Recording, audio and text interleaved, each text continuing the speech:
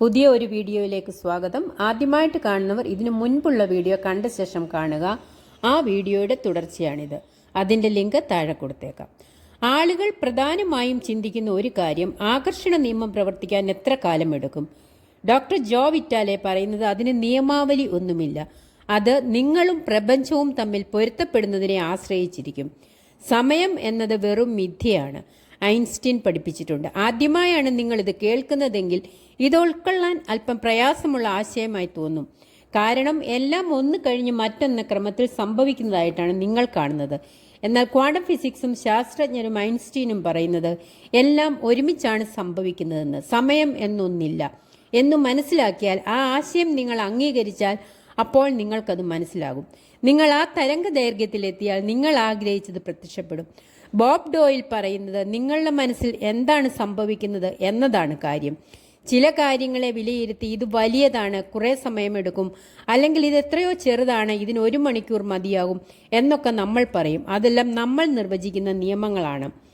പ്രപഞ്ചത്തെ സംബന്ധിച്ചിടത്തോളം സമയം എന്നതിലല്ല, വലിപ്പം എന്നതുമില്ല. 1 രൂപ പ്രത്യക്ഷമാകുന്നത് പോലെ തന്നെ എളുപ്പമാണ് 1 കോടി രൂപ പ്രത്യക്ഷപ്പെടുത്തുന്നത്.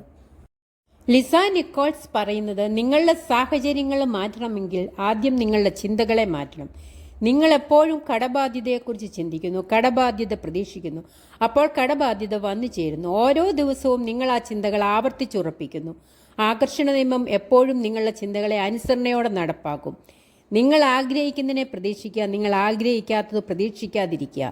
ശ്രീബുദ്ധൻ പറയുന്നു, നമ്മൾ എന്താണോ അതെല്ലാം നമ്മുടെ ചിന്തകളുടെ ഫലമാണ്. ഡോക്ടർ ജോ വിറ്റാലെ പറയുന്നത് കൃതജ്ഞത ഉണ്ടാകേണ്ടത് അത്യാവശ്യമാണ്. എന്തിനൊക്കെയാണ് കൃതജ്ഞത ഉണ്ടാവേണ്ടത് എന്നതിനൊരു പട്ടിക തയ്യാറാക്കുക. ഇത് നിങ്ങളുടെ ഊർജത്തിൻ്റെ ഗതി മാറ്റുന്നു, ചിന്തകളുടെ ഗതിയും മാറ്റാൻ തുടങ്ങുന്നു.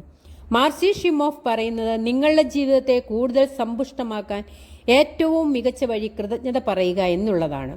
ചെറിയ കാര്യത്തിന് പോലും നന്ദി പറയുക. ഇപ്പോൾ നിങ്ങൾക്കുള്ള കാര്യങ്ങളെപ്പറ്റി നിങ്ങളുടെ മനസ്സിൽ നല്ല ചിന്തകൾ ഉണ്ടായി തുടങ്ങിയാൽ നിങ്ങൾ ഇനിയും നല്ല കാര്യങ്ങളെ നിങ്ങളിലേക്ക് ആകർഷിക്കാൻ തുടങ്ങും. വാലസ് വാറ്റ്ലസ് പറയുന്നത് ഇപ്പോൾ നിങ്ങൾക്കുള്ള കാര്യങ്ങളെക്കുറിച്ച് കൃതജ്ഞത തോന്നുന്നില്ലെങ്കിൽ നിങ്ങളുടെ ജീവിതത്തിലേക്ക് കൂടുതൽ നല്ല കാര്യങ്ങൾ വന്നു ചേരുക അസാധ്യമാണ്.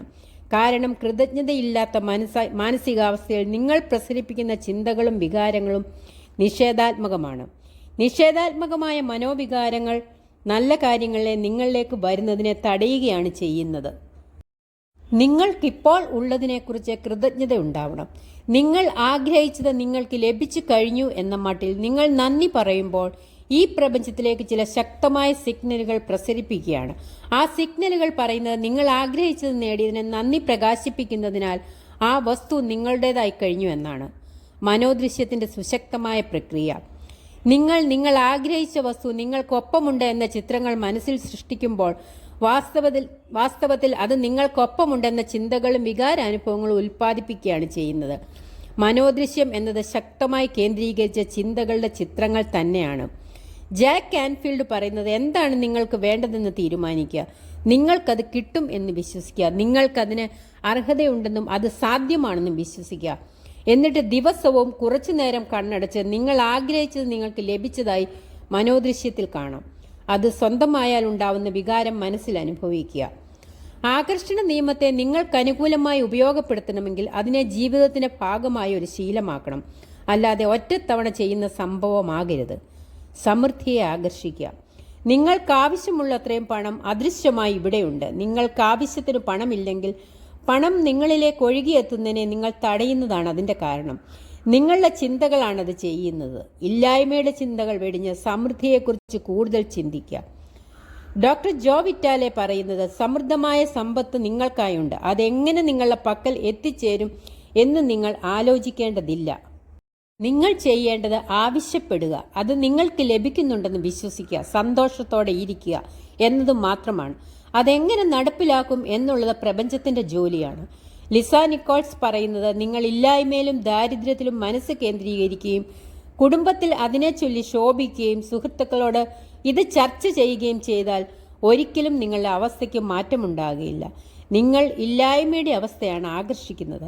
അത് മാറ്റി സമൃദ്ധിയിലും ഐശ്വര്യത്തിലും മനസ്സ് കേന്ദ്രീകരിക്കുക.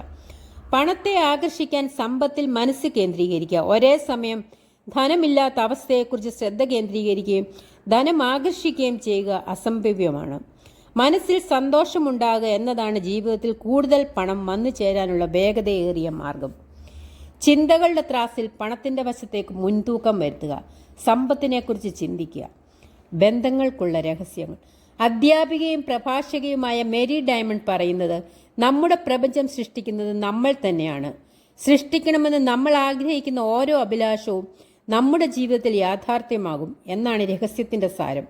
അതിനാൽ നമ്മുടെ അഭിലാഷങ്ങൾ, ചിന്തകൾ, വികാരങ്ങൾ എല്ലാം വളരെ പ്രധാനമാണ്. കാരണം അവയെല്ലാം സാക്ഷാത്കരിക്കപ്പെടും. നിങ്ങളെ മനസ്സിലാക്കുക എന്നത് നിങ്ങളുടെ ഉത്തരവാദിത്വമാണ്. മറ്റുള്ളവർ നിങ്ങളോട് പെരുമാറണമെന്ന് നിങ്ങൾ ആഗ്രഹിക്കുന്ന വിധത്തിൽ നിങ്ങൾ തന്നെ നിങ്ങളോട് പെരുമാറുന്നില്ലെങ്കിൽ ഒന്നിനും ഒരു മാറ്റവും വരുത്താൻ നിങ്ങൾക്ക് കഴിയില്ല. നിങ്ങളുടെ ശക്തമായ ചിന്തകളാണ് നിങ്ങളുടെ പ്രവൃത്തികളാകുന്നത്. അതിനാൽ നിങ്ങൾ നിങ്ങളോട് തന്നെ സ്നേഹത്തോടെയും ബഹുമാനത്തോടെയും പെരുമാറുന്നില്ലെങ്കിൽ നിങ്ങൾക്കത്ര പ്രാധാന്യമില്ല, ഒരു മതിപ്പുമില്ല, നിങ്ങൾക്ക് അർഹതയില്ല എന്ന് പ്രഖ്യാപിക്കുന്ന സിഗ്നലാണ് നിങ്ങൾ പ്രസരിപ്പിക്കുക. എല്ലാവർക്കും ആവശ്യമുള്ളത് സമൃദ്ധമായി ഈ പ്രപഞ്ചത്തിലുണ്ട്. അവനവന് വേണ്ടത് ആവശ്യപ്പെട്ട് വാങ്ങുക എന്നത് ഓരോ വ്യക്തിയുടെയും ഉത്തരവാദിത്വമാണ്. മറ്റൊരാൾക്ക് വേണ്ടി ആവശ്യപ്പെടാൻ നിങ്ങൾക്ക് കഴിയില്ല. നിങ്ങളെ പരിചരിക്കുകയാണ് നിങ്ങളുടെ ജോലി. ഡോക്ടർ ജോൺ ഗ്രേ പറയുന്നത്, നിങ്ങളുടെ പ്രശ്നത്തിന് പരിഹാരം നിങ്ങൾ തന്നെയാണ്. ചാൾസ് ഹാനൽ പറയുന്നത്, സ്നേഹം നേടണമെങ്കിൽ സ്വയം സ്നേഹം കൊണ്ട് നിറയുക, നിങ്ങൾ ഒരു കാന്തമായി മാറുന്നതുവരെ. നമ്മിൽ പലരും സ്വന്തം കാര്യം ഏറ്റവും അവസാനം പരിഗണിക്കുക എന്ന് പഠിച്ചു വളർന്നവരാണ്. അതിന്റെ ഫലമായി നമ്മൾ മതിപ്പില്ലാത്തവരാണ്, അർഹതയില്ലാത്തവരാണ് എന്ന വികാരത്തെ ആകർഷിച്ചു. ആ വികാരം നമ്മിൽ കുടിയേറിയതോടെ സമാനമായ സാഹചര്യങ്ങൾ കൂടുതലായി വന്നു ചേരാനും തുടങ്ങി. ആ ചിന്താരീതിയെ മാറ്റിയേ തീരൂ. ആദ്യം നിങ്ങൾ സ്വയം നിറവ് നേടുക. എന്നാൽ മാത്രമേ ആർക്കെങ്കിലും ദാനം ചെയ്യാൻ സാധിക്കൂ. നിങ്ങളുടെ സന്തോഷത്തിന് ആവശ്യമായത് ആദ്യം ചെയ്യുക. ഓരോ വ്യക്തിയുടെയും സന്തോഷത്തിന്റെ ഉത്തരവാദിത്വം ആ വ്യക്തി തന്നെയാണ്. അടുത്ത വീഡിയോയിൽ തുടരുന്നതായിരിക്കും. ഇഷ്ടപ്പെട്ടെങ്കിൽ ലൈക്ക് ചെയ്യുക, ഷെയർ ചെയ്യുക, സബ്സ്ക്രൈബ് ചെയ്യുക.